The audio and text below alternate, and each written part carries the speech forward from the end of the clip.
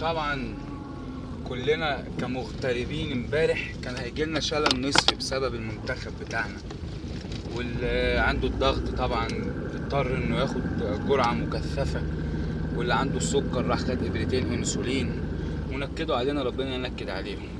الغريبة في الموضوع طالعين لي بعد المباراة يتكلموا بقى واستضافات ومهيب مش عارف ايه، والناس اللي بتستضيفهم بعد كل لقاء دي طالعين يقولوا ايه الحمد لله، بسم الله الرحمن الرحيم، الحمد لله احنا عملنا مجهودات وعملنا مش عارف ايه وافشخانات وجرينا ورحنا وضغطنا ومنتخب مالي فريق كبير انت كنت فين؟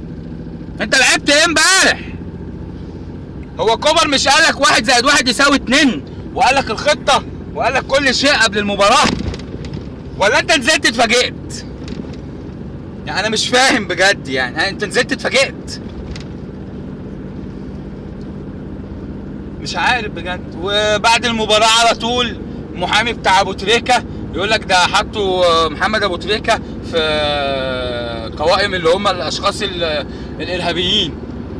ايه علاقة ده بالمباراة؟